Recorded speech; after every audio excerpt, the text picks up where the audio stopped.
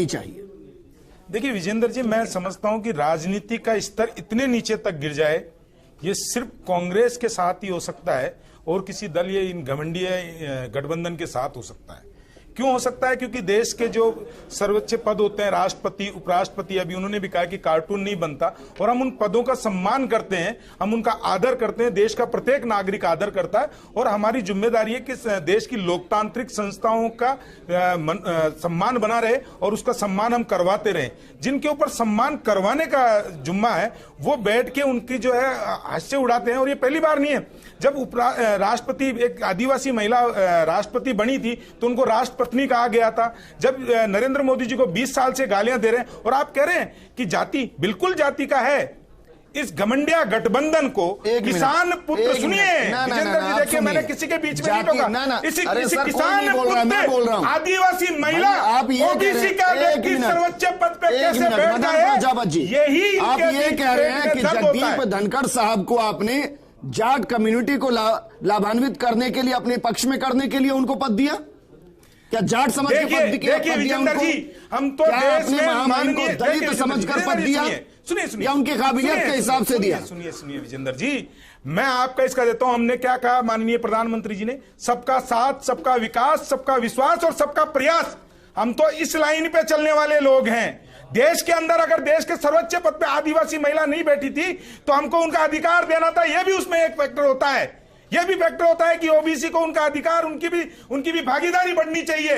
लेकिन कांग्रेस और कांग्रेसी के साथ में गठबंधन, उनको कोई भी सर्वोच्च पद के ऊपर या संवैधानिक पद पे कोई नहीं। मदन प्रजापति, मैं आपकी इस बात का पक्ष इसलिए नहीं करूंगा, सुनिए, जैसे प्रतिभा, क्योंकि हमारी महामहिम राष्ट्रपति अपनी काबिलियत के दम पर है, ना कि वो आदिवासी होने की वजह से।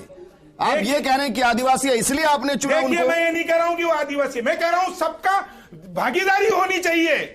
इस लोकतंत्र में हर जाति, हर समुदाय, हर वर्ग की अगर कोई भागीदारी देती है तो भारतीय जनता पार्टी देती है, और उस भागीदारी का अगर कोई विरोध करता है वर्ग में, तो कांग्रेस गठबंधन करता है इनका। उस वर्ग में 22 करोड़ की आबादी वाली भागीदारी कहां है? बिल्कुल 22 करोड़ की आबादी की भागीदारी भी अगर किसी ने दी है तो भारतीय जनता पार्टी ने दी है। 33% आरक्षण किसने दिया?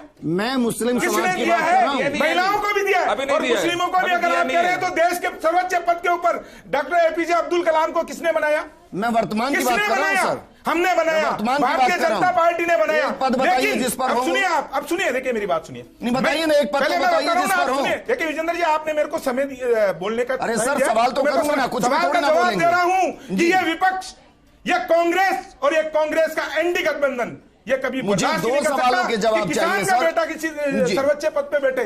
ये कभी बर्दाश्त नहीं कर सकते कि आदिवासी वहां बैठे। या तो ये बिठाएं या इनके परिवार बैठे। ये परिवारवाद, वंशवाद और व्यक्तिवाद, इससे बाहर नहीं आ सकते, इसके बाहर जाते हैं। और मैं फिर अपना सवाल दोहरा रहा हूं। प्रतिभा पाटिल ने क्या कहा? एक बार मैं फिर अपना सवाल दोहरा रहा हूं। पाटिल ने, मदन प्रजापति जी, मैं अपना सवाल फिर दोहरा रहा हूं सर। आप ये कह रहे हैं कि जगदीप धनखड़ साहब ओबीसी समाज से आते थे इसलिए उपराष्ट्रपति हैं, महामहिम हमारी दलित समाज से आती थी, आदिवासी से समाज से आती थी, इसलिए राष्ट्रपति। आप ये कह रहे हैं? मैं ये कह रहा हूं कि जगदीप धनखड़ साहब ओबीसी समाज के हैं, किसान पुत्र है, इसलिए बर्दाश्त नहीं होता, इसलिए उनका अपमान होता है। मैं ये कह रहा हूं कि देश की राष्ट्रपति द्रौपदी मुर्मू जी सर्वोच्च पद पर बैठी, वो आदिवासी महिला कैसे बैठ गई, इसलिए उनका संसद में अपमान किया गया। मैं ये कह रहा हूं विजेंद्र जी आपको, और देश की जनता भी यही देख रही है, यही देख रही है।